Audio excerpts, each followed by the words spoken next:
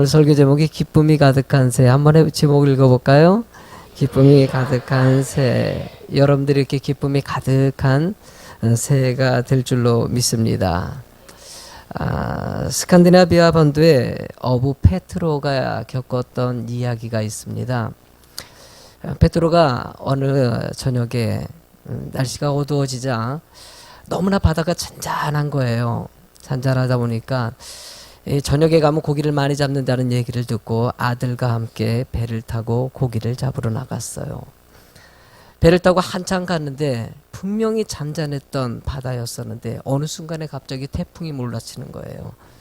비바람이 몰아치면서 배가 이 난파되기 직전까지 오는 거예요.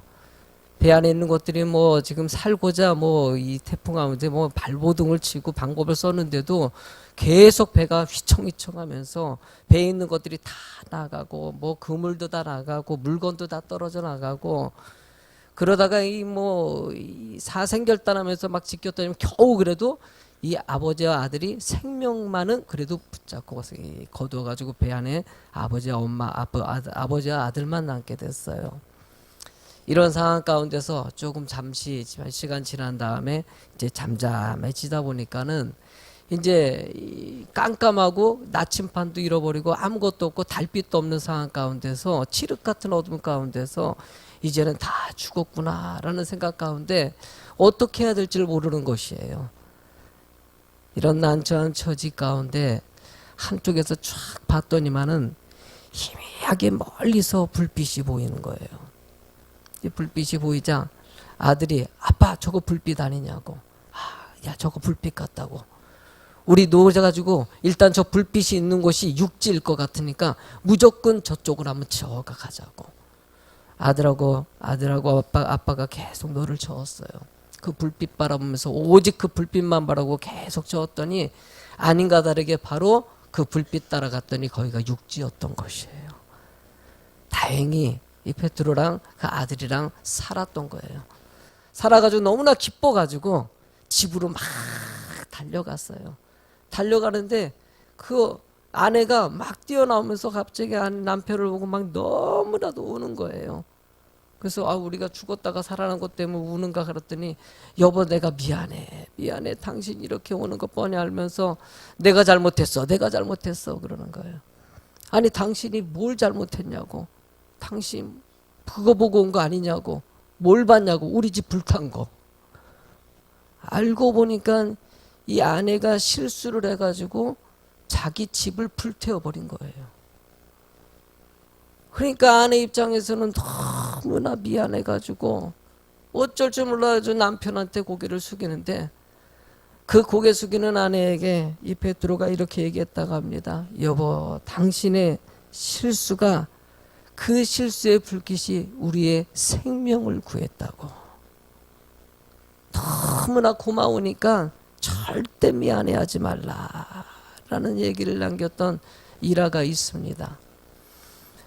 여러분들 이 이야기 가운데서 내가 두 가지의 느낌이 그래요. 인생이라는 것이 잘 그래요. 내가 뜻하지 않은 정말 불행을 겪을 때가 있어요.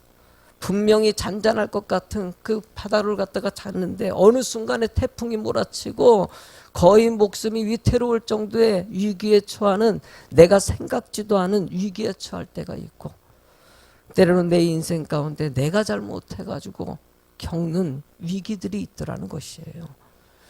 그러나 이 위기 가운데서 생각지 않은 이 불행 가운데서도 늘 이 인생은 감사할 것들이 있다는 것을 가르쳐주는 것이에요. 기뻐할 것이 있다는 것을 가르쳐주는 거예요. 한 해를 돌아보니까 해마다 사진 가지고 동영상 편집했는데 이번에는 청년에서 저걸 만들겠다고 해가지고 청년들에게 모든 것을 맡겨놨었어요. 다 완성됐다고 어저께 보라고 얘기하더라고요. 제가 사실 좀 몸살이 나가지고요. 잘 뒤늦게 좀 봤어요. 봤는데 아주 조목조목 하나하나 다 꼽아놓더라고. 얼마나 고생을 했겠나 생각이 들더라고요. 한 해 동안 성도님들의 밝고 막 즐겁고 행복한 사진들을 쫙 보면서 저는 목사이기 때문에 성도님들의 삶을 알지 않겠습니까? 때로는 성도님들이 저한테 기도 요청할 때, 목사님 나 이렇게 힘들어요, 나 이렇게 기도 제목 있는데 너무 어렵습니다. 이런 기도 제목 내민 그 손길들이 어느 순간에 또 그렇게 밝게 맑게 웃는 모습들도 있고, 여러분들의 인생에도 사실 똑같지 않습니까? 막 힘들고 울 때도 있지만 때로는 기쁠 때도 있고 여러 가지 다양한 삶의 모습들이 드러납니다. 저는요, 우리 인생에는요 다양한 희노애락이 있지만은요, 하나님은 예수 믿는 사람들의 특징이 있다고 얘기하는데 늘 기쁨이 있다라는 것이죠. 힘들고 어려워요, 세상은요. 내가 생각지도 않은 고난이 닥치기도 하고 내가 실수해서 고난이 닥치기도 하지만은 이런 세상의 삶 가운데서도 충분히 기쁨을 찾을 수 있다라고 가르쳐 주는 것이에요.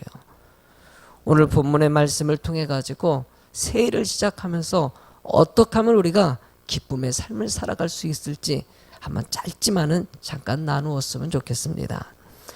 첫 번째는요, 새해는 기쁨이 넘치는 삶이 될 줄로 믿습니다. 일단 여러분들 다짐하십시오. 나는 기쁘다.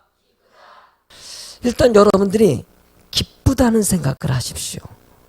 왜냐하면 하나님께서 우리를 창조하실 때는요, 기쁨으로 창조하셨어요. 행복하길 원했다는 것이에요. 그러니까 여러분들은 하나님의 형상으로 지었기 때문에 즐겁고 행복하고, 종국적으로 따졌을 때는요, 우린 천국의 소망이 있어서 그렇다라는 얘기를 하지 않습니까? 구원받은 백성이기 때문에. 막상 여러분들의 인생이 마무리 짓고 나서 천국에 갔다고 칩시다. 여러분 그때 됐을 때는 여러분들 이 땅에 있었던 여러 가지 힘들고 어려운 일들이 이런 별 볼 일 없지 않게 느껴질 때가 분명히 오게 돼 있다는 것이에요. 그런 걸 생각한다면 지금 천국의 소망을 미리 예측해서 미리 바라보면서 이 순간에 기뻐하고 감사하는 자가 되라는 것이에요. 여러분들 야곱의 이야기를 보면요, 야곱이 라헬이라는 여자를 너무 사랑해가지고요, 삼촌 집에서 일을 하는데 7년 동안 무보수로 일을 했어요. 무보수로 일을 했는데 7년이 며칠 갔었다라는 것이에요. 그러니까 일을 하는데도 너무 재밌는 것이야. 왜 재미있을까요, 여러분들? 왜 재밌을까요? 라헬하고 결혼하는 것 때문이에요. 내가 사랑하는 사람하고 결혼할 걸 생각하니까 일하는 것이 힘들지가 않아요. 내가 소망하는 꿈이 있고 목적이 있을 때는요, 사람은 지치지가 않습니다. 즐겁게 돼 있어요. 소망한 것을 이룰 꿈이 있기 때문이에요. 여러분들도요, 여러분들의 삶에는요, 하나님이 지은 기쁨의 삶이라는 하나님의 계획과 약속이 있다는 생각한다면 여러분들, 나는 정말 행복하다고 고백할 수 있는 믿음으로 일단 출발해야 된다는 것이에요. 여러분들 본문의 4절에 이렇게 얘기합니다. 주 안에서 항상 기뻐하라. 내가 다시 말하노니 기뻐하라 라고 얘기합니다. 여러분들, 이 바울 사도가 이 편지, 이건 빌립보서는요, 바울 사도가 감옥 안에서 빌립보 교인들에게 쓴 편지거든요.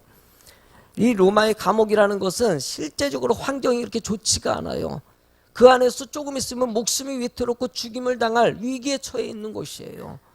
그 감옥 속에 있는 바울 사도가 다른 사람들에게 기뻐하라라고 얘기하고 있는데 실제로 바울 사도가 기뻤기 때문에 기뻐하라고 얘기한 것이에요. 자신의 처지가 너무나 현실적으로 어렵고 위기인데도 불구하고 자신은 너무나 행복하다는 것이에요. 나는 즐겁다는 것이에요. 빌립보 성도들이 이 편지를 받고 나서 보면서 어떤 생각이 들어요? 야, 다른 사람들이 보낸 편지라면은 기뻐하라 그러면은 그냥 감옥 속이 아니라 늘 놀고 재밌고 즐겁게 노는 사람들이 그런 편지를 써서 받으면은 그렇게 별로 감동이 오지 않을 거예요. 그런데 감옥 속에서 살고 있는 지금 바울 사도가 보낸 편지라 보니까 아니, 나도 기쁘니까 너희들도 기뻐하라는 거예요. 그 이유를 갖다 본문에 그대로 설명하고 있는데 주 안에서입니다. 이게 주 안에서 헬라어 언어는요, 엔키리오라고 얘기하는데 이 말 뜻은요, 예수님이 나와 함께 하시기 때문에 내가 지금 기쁘다는 것이에요. 내가 감옥 속에 있고 내가 불행하다고 여기지 않는 이유는 하나님이 나와 함께 하시기 때문이라고 얘기합니다. 하나님이 함께 하시면은요, 어떤 어려움도 그것을 이겨낼 수 있다는 것이에요. 야곱이 7년 동안 여러분 일을 할 때 힘든 순간이 없었겠습니까? 라반이라는 이 삼촌이요, 참 고약한 사람이에요. 아주 자기밖에 모르는 사람이에요. 일을 갖다 혹독하게 시킨 사람이에요. 때로는 지치기도 하고 짜증나기도 하고 화나기도 했을 텐데 전혀 화를 내지 않아요. 짜증을 내지 않아요. 왜 그럴까요? 내가 사랑하는 사람하고 결혼할 꿈이 있기 때문에 그 안에서 즐거워할 수 있다는 것입니다. 여러분들, 하나님이 여러분들에게도 그런 기쁨의 꿈이 있다는 사실을 잊지 않고 살아가는 여러분들이 되길 원하시는 거예요. 두 번째로는요, 여러분들 너희의 관용을 모든 사람에게 알게 하라 라고 얘기합니다. 여러분의 관용이라는 것은 이게 헬라어 원어에 보면은요, 이 토 엠피에이케스라고 얘기합니다.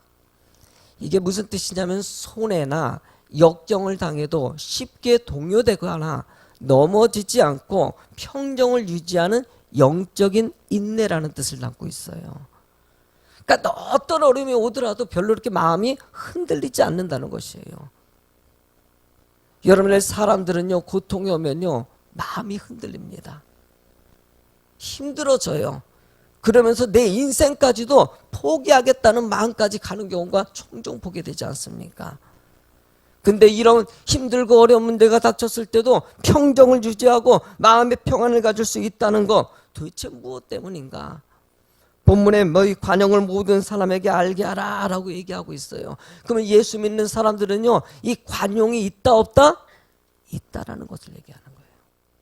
하나님 믿는 사람들은 많은 사람들을 향하여 어려움이 있더라도 고난이 있더라도 상상하지 못할 위기를 닥쳤더라도 평정을 유지할 수 있는 능력들이 우리 안에 있다라는 것이에요. 제가 하나님 믿어보니까 참 감사한 것이 있다면요, 주님의 은혜를 생각하는 것, 감사라는 단어를 알게 됐다는 것이, 이게 얼마나 은혜인지 몰라요. 힘들고 어려운 순간이 예수 믿거나 믿지 않거나 똑같이 옵니다. 여러분들 세계 역사적으로 여러 가지 분석을 해보면요, 예수 믿는 사람들이 참 오래 산다는 얘기를 해요. 왜 평균적으로 예수 믿는 사람들이 오래 살까요? 말씀을 듣고요, 평정을 유지할 수 있는 그 말씀의 은혜를 알기 때문이에요. 저도요, 목사예요. 저도 힘들 때가 있어요, 없어요? 수도 없이 닥쳐요. 힘들 때가 오고요, 낙심하고 좌절할 때도 와요. 참 여기 말씀 읽으면요, 말씀이 힘이 되는 것이에요. 야, 내가 이렇구나. 목사이기 때문에요, 이 강단에 서야 된다는 이 부담감이 얼마나 큰지 몰라요. 오늘 같은 날도요, 예, 하여튼 하나님께서 강단에 설 수 있는 힘을 주시네요. 아우, 세상에 감기가 이렇게 세게, 나 처음인 것 같아요. 하여튼 일이 꼬이려니까 어떻게 이때가 그냥 이렇게 겹쳐가지고 너무나 힘들어가지고 병원에서 막 뭐 누워있고 병원에 입원하려고 그랬는데 병실이 꽉 차고 안 된다 그래가지고 결국은 와가지고 집에 누워있고 주사 맞고 하여튼 수단과 방법을 다 썼어요.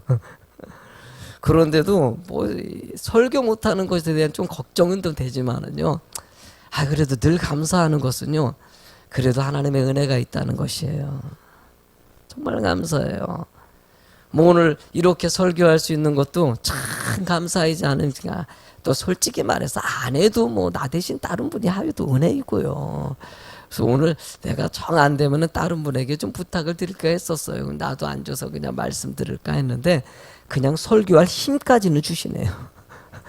힘까지 주시니까 내가 지금 오늘 강단에 서가지고 오늘 우리 송영재님과 권차님에게 좀 부탁을 다 드리고 난 설교만 딱 하겠다고 부탁해서 이렇게 썼는데, 여러분들 인생에는요, 힘들고 어려워도요, 잘만 생각해보고 잘만 자신의 삶을 돌아보면요, 행복하고 감사할 것들이 무궁무진한 것이에요. 여러분들, 하나님은 여러분들에게도 이길 힘을 주십니다. 나는 세상에 믿지 않는 친구들이 늘 믿는 나에게 이런 얘기를 할 때가 있어요. 야, 뭐 힘들고 어려운 일들 할 때도 친구들이 나한테, 야, 이 창흥이는 목사잖아. 목사는 뭐가 달라도 달라. 어려워도 잘 이겨내지? 그래요. 그러니까 목사고 예수 믿는다는 거예요. 믿는 사람들은 어려움이 있더라도 쉽게 이겨낸다는 것이에요. 그러니까 예수 믿지 않는 사람들이 때로는 믿음이 더 좋은 것 같이 느껴질 때가 있어요. 믿지 않는 사람들이 예수 믿으면 다 해결되고 힘을 얻는다고 얘기하는데 오히려 예수 믿는 사람들이 더 낙심하고 좌절하는 경우를 너무나 많이 봅니다. 여러분들, 하나님은 여러분들이 주님 안에 있다는 사실을 늘 확인하고 그 안에서 아멘하는 자가 되길 원하시는 거예요. 주님이 나를 사랑하신다. 믿으십니까? 도우십니다. 믿으십니까? 그런데도 어느 순간에 실망하지 않습니까? 잘 생각해 보십시오. 주님은 우리와 함께 하셔요. 동행하셔요. 이 사실을 늘 잊지 않고, 여러분들이 그 믿음이 안 됩니까? 믿음은 들음에서 난다고요. 늘 들으면서 아멘 해보십시오. 하나님은 나와 함께 하신다. 하나님은 나와 함께 하신다. 제가 이걸 갖다가 우리 강동희 목사님한테 배워가지고요, 지금까지 얼마나 많이 써먹는지 몰라요. 여러분들도 잘 믿음이 안 됩니까? 하나님이 나와 함께 하신다 100번만 외쳐보십시오. 믿음 있는 사람들에게는요, 하나님께서 깨닫게 하신다는, 다시 생각나게 하신다고 하셔요. 분명히 은혜를 체험한 사람, 맨 처음에 주님이 나의 모든 것이라고 고백하고 영접한 사람들입니다. 그럼 고백하고 주님이 나와 함께 하신다, 나와 함께 하신다, 나와 함께 하신다, 계속 고백하다 보면 그래, 내가 주님이 함께 하셨지, 내가 이걸 놓치고 살았네, 그러면서 뒤늦게 깨닫는 경우들이 많이 보게 됩니다. 하나님 여러분들과 함께 하시고 여러분들을 도우실 줄로 믿습니다. 우리가 세 번째로는요, 따라합시다. 염려하지 말고 감사함으로 기도하라. 여러분들 6절 말씀 읽어볼까요? 시작. 아무것도 염려하지 말고 다만 모든 일에 기도와 간구로 너희 구할 것을 감사함으로 하나님께 아뢰라 라고 얘기합니다. 염려하지 말라, 이거 원어의 뜻을 보면은요, 염려와 근심을 중단하라 라는 뜻을 담고 있어요. 그러니까 모든 사람들은 염려가 있다는 것이에요. 일단 하고 있는 것을 그냥 중단하면 된다는 것이에요. 여러분들, 내가 노력해가지고 이 고민이나 근심하는 문제들을 해결할 수 있으면 좋겠는데, 여러분들이 지금 근심한다고 고민한다고 지금 처한 고민들과 문제점들이 해결되느냐? 실제로 해결되는 경우가 별로 없다고 합니다. 하나님은요, 이 순간에 이런 환경을 현실적으로 인정하고 그 안에서 감사하는 자가 되길 먼저 원하시는 거예요. 그리고 기도하는 자가 되길 원하시는 것이에요. 그래서 힘들고 어려워졌을 때 여러분들의 입술에 기도가 나오는 성도가 꼭 되시기 바랍니다. 그리고 감사를 외칠 수 있는 성도가 꼭 되시기 바랍니다. 탈무드에는 이런 얘기가 있습니다. 혀에게 감사를 가르치기 전에는 어떤 말도 가르치지 말라라는 이야기가 있습니다. 여러분들, 감사의 기도가 생을 더 힘차게 만든다는 의미를 담고 있는 것과 똑같습니다. 인생에는요, 다양한 방향성이 있어요. 나름대로의 꿈을 꾸고 인생을 살아가지만 그 꿈이 이루어졌을 때 도대체 어떠냐 이거죠. 어떤 사람이 글을 올렸는데요, 자기는 늘 스포츠카 하나 사는 것이 꿈이었다고 얘기하더라고요. 그래가지고 그 스포츠카 하나 사려고요, 12년 동안을 갖다가 직장 다니면서 얼마나 막 돈을 모으고 해가지고 드디어 스포츠카 그거 어마어마한 걸 샀어요. 세상에 그거 딱 타고 있잖아요. 회사에 딱 출근할 때 그 차를 타고 회사 앞에서 딱 내려가지고 자랑하려고 딱 했더니 자기 친구가 이 차보다 더 비싼 걸 산 거예요. 열받을까 안 받을까? 그 차 사기 전까지 12년 동안은 그 차 살 꿈에 부풀러가지고 늘 열정적이고 생동감이 있었는데, 순간에 그 차보다 더 좋은 차를 산 친구를 만나자 그 열정과 소망과 모든 꿈들이 다 사라져버리고 화가 나더라는 것이에요. 인생이 참 묘한 것 같아요. 여러분들이 그것을 이루면 될 것 같이 생각할 때가 있어요. 나 이것만 이루면 뭔가 재밌을 것 같고 신날 것 같고 너무나 행복할 것 같다라고 생각하는데 실제로 그렇지 않을 때가 더 많다라는 것이에요.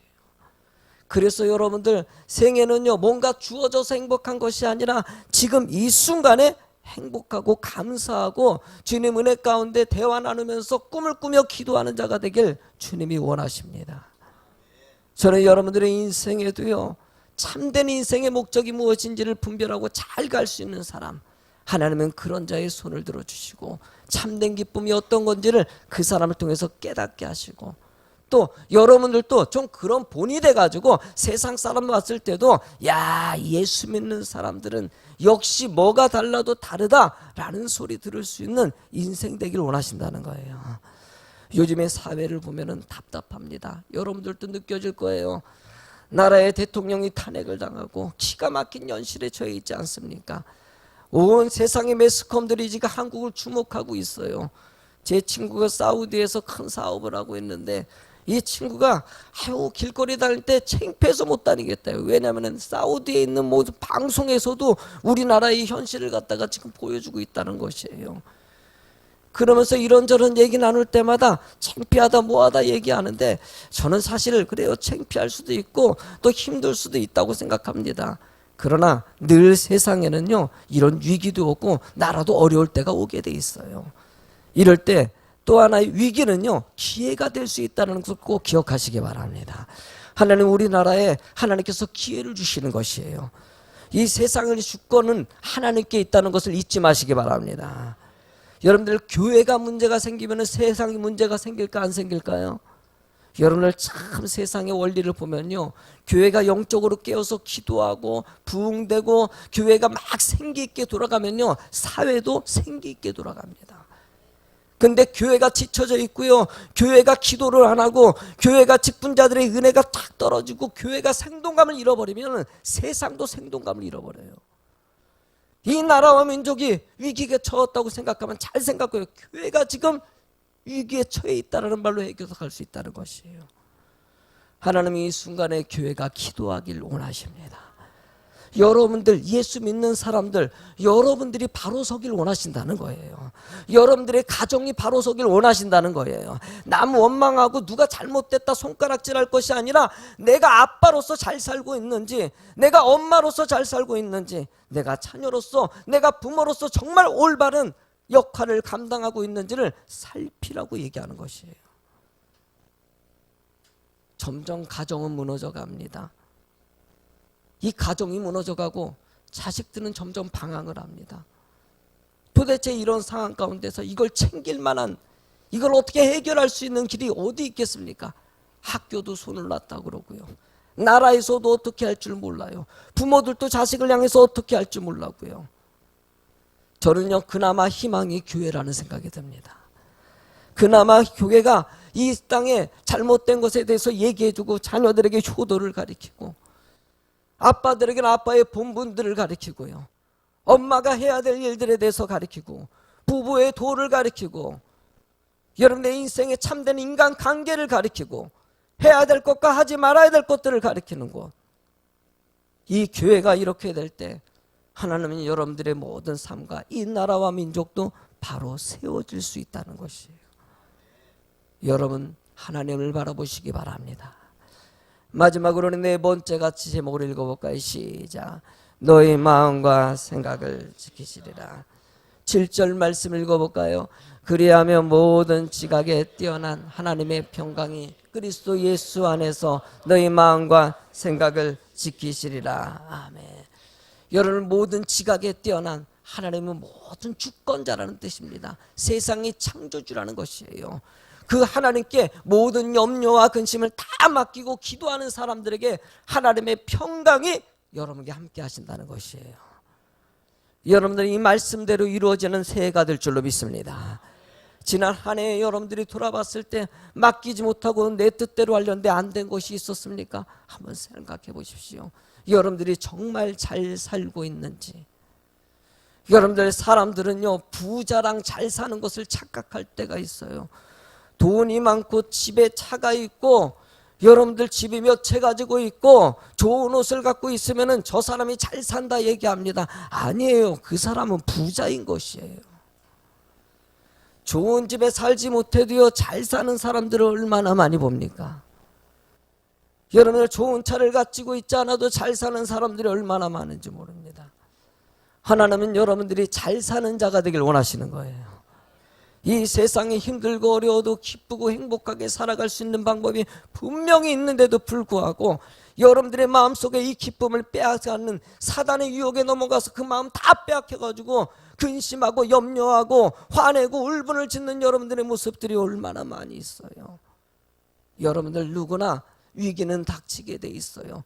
힘든 일들, 지난 2016년도 저도 힘든 일들이 있었고 좋은 일도 있었고 다양한 일이 있었던 것 같이 여러분들도 2016년 돌아보면요, 힘들고 어려운 일, 다양한 일들이 다 있었을 거예요. 여러분들 새해에는요, 여러분 빨리빨리 주님께 맡기고 주님을 의지하는 성도들이 꼭 되실 줄로 믿습니다.